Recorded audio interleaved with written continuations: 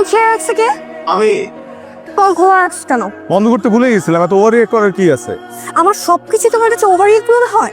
তুমি কি প্রতিদিন সকালবেলা আমার সাথে ঝগড়া করার নিয়তে ঘুম থেকে উঠো? না, আমি প্রতিদিন এই আশা নিয়ে ঘুম থেকে উঠি যে তুমি আজকে একটু চেঞ্জ হবে, কিন্তু না, তুমি তো প্রতিদিনের চেয়েও বেশি উদাসীন। তুমি আমার সবকিছুতে ঝগড়া খোঁজো। না জয়, আমি ভালোবাসা খুঁজি, তুমি দাও না, তাই তোমার কাছে সবকিছু ঝগড়ার মতো কানে লাগে।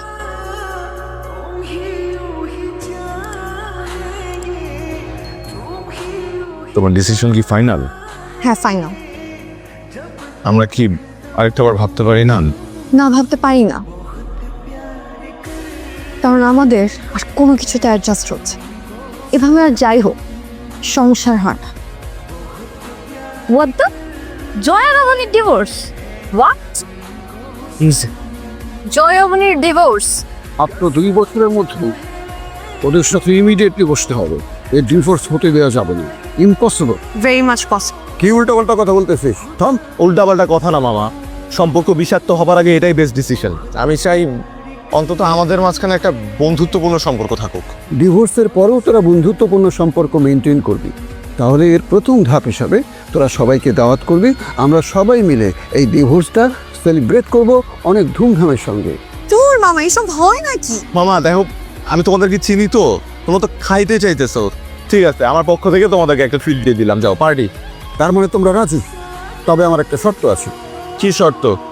ডিভোর্সের আগে পর্যন্ত তোরা দুজন একসঙ্গে থাকবি এবং কোনো রকম ঝগড়াঝাটি করতে পারবি না। ইম্পসিবল। মামা, তোমার কি মনে হয় জয় যেসব করে এইসব করার পরও কি ওর সাথে ঝগড়া না করে থাকতে পারবে? আর তুমি যেগুলো করো সেগুলো আমার খুব ভালো লাগে। আমার ঝগড়া করতে ভালো লাগে, এক হাতে কখনো তালি বাজে না। ঠিক আছে, থাম তোরা। তোরা যে বললি ডিভোর্সের পরেও তোদের মধ্যে বন্ধুত্ব টিকে থাকবে, কোথায়? এটা তো নমুনা। মা আচ্ছা ঠিক আছে, ধরে নে তোদের ডিভোর্স হয়ে গিয়েছেন। এখন তোরা প্রমাণ করে দেখাবি তোদের মধ্যে বন্ধুত্ব সম্পর্ক টিকে আছে, কোনো রকম ঝগড়াঝাটি নাই, কোনো রকম শত্রুতা নাই, কোনো রকম অভিযোগ নাই। হ্যাঁ, আর প্রোগ্রামের আগ পর্যন্ত তোরা কোনো ঝগড়াঝাটি করতে পারবি না। তোদের ডিভোর্স আমরা ধুমধামসে সেলিব্রেট করব। ইয়েস, রাজি? সবাই পাগল হয়ে গেছে। আমি রাজি। Divorce ceremony?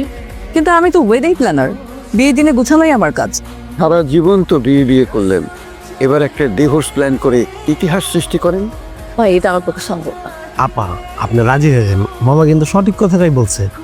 এখন তো বিয়ের চাইতে ডিভোর্স বেশি। আপা, এত চিন্তার কি আছে? লাভ তো আপনারই, আপনি ভাইরাল হয়ে যাবেন।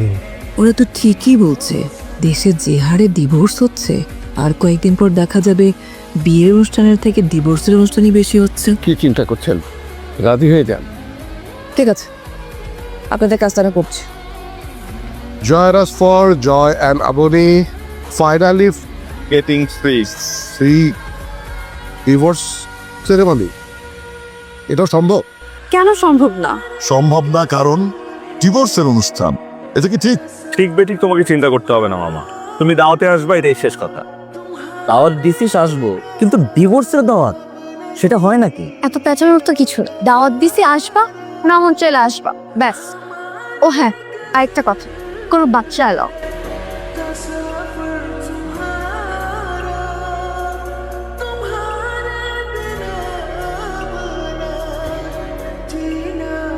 সুচিস্মিতা, রাইট? আমাকে বলছেন? জি। সরি, আপনি ভুল করছেন। আমার নাম অবনী, সুচিস্মিতা।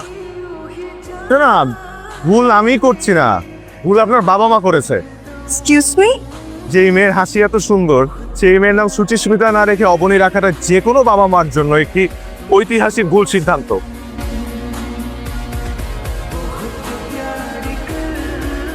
ভাই, ওরা তো ইতিহাস সৃষ্টি করে ফেললো। আমি তো ইতিহাসটা চিন্তা করছি না, আমি তো চিন্তা করছি ভবিষ্যৎ নিয়ে।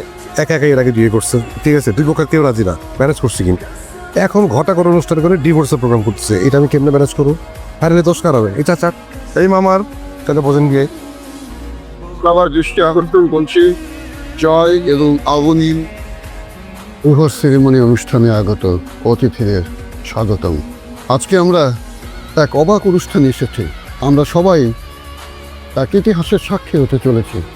The best wedding planner in the city, Joy আর আবনীর এই ডিভোর্স সেরিমনির প্ল্যান করেছেন। টম্পা, এই ধন্যবাদ নিপু মামা। আমি এবার উকিল সাহেবকে বলবো যে ওনার যে ফর্মালিটিসগুলো আছে উনি শেষ করার জন্য, প্লিজ। ওকে, আপনারা উভয় পক্ষ যেহেতু ডিভোর্সে একমত হয়েছেন, স্বামী স্ত্রীকে তার প্রাপ্য যে দেনমোহর এবং ভরণ পোষণ তা প্রদান করবেন, এবং আগামী 3 মাস যদি আপনারা সম্পূর্ণ সেপারেশনে থাকেন তাহলে আশা করি 3 মাস পর সালিশি বৈঠকের পর আপনাদের মধ্যে যে ডিভোর্স সেটা কমপ্লিট হয়ে যাবে। তো আমার কাছে সব পেপারস এখানে রেডি আছে, আপনারা দুজনেই এখানে সাইন করে দিবেন এবং আপনাদের 2 পক্ষের সাক্ষী এখানে সাইন করবেন প্লিজ।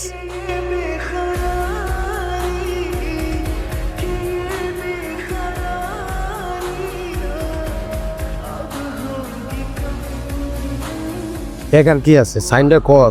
জয়েল, শ্যানকক, অগরি, ফ্রাঙ্কন। 1 মিনিট, তোমাদের দুজনের উদ্দেশ্যে আমার কিছু কথা আছে। তোমরা ডিভোর্স কেন চাচ্ছ? আর এই 2 দিনে তো তোমাদের মধ্যে কোনো ঝগড়া, কোনো সমস্যা কিছুই দেখলাম না। তোমরা কয়েকদিন যদি কেয়ারফুল থেকে ঝগড়া না করে থাকতে পারো তাহলে ওয়াই নট সারা জীবন? তাহলে তো ডিভোর্সই হয় না। এভাবে কি সারা জীবন সম্পর্কটি কেন যায়? কেন যায় না? আমাদের প্রবলেম কি জানো?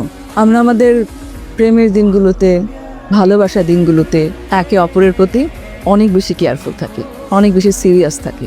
তারপর যখন বিয়েটা হয়ে যায় তখন আমরা একে অপরকে ফর গ্রান্টেড ধরে নিই। এটাই প্রবলেম। আর এই প্রবলেমটা তোমাদের ক্ষেত্রে হয়েছে। আমি শিওর গত কয়েকদিন তোমরা একে অপরের প্রতি অনেক বেশি কেয়ারফুল ছিলে, অনেক স্যাক্রিফাইস করেছো যাতে করে ঝগড়াটা না হয়, যেরকম করতে বিয়ের আগে, রাইট? আমি কিছু কথা বলতে চাই। প্লিজ।